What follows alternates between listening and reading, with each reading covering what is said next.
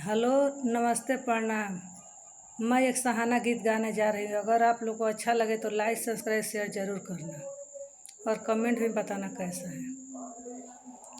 जा रे बन्नी जा रे प्रेम के नगरिया, ब्रह्मा तो के लिख दिहने आन के दुआरिया। ब्रह्मा तो के लिख दिहने आन के दुआरिया।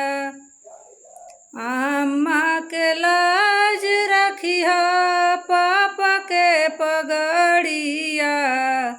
अम्मा के लाज रखिया पापा के पगड़िया।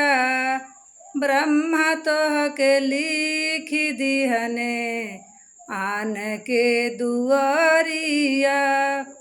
ब्रह्मा तो के लिख दिहने आन के दुआरिया।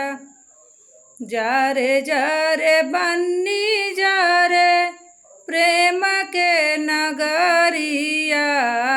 ब्रह्मा तो के लिख दिहने आन के दुआरिया। ब्रह्मा तो के लिख दिहने आन के दुआरिया। भाभी के लाज रखिया भैया के पगड़िया। भाभी के लाज रखिया भैया के पगड़िया।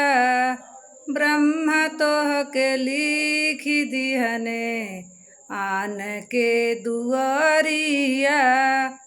ब्रह्मा तो के लिख दिहने आन के दुआरिया।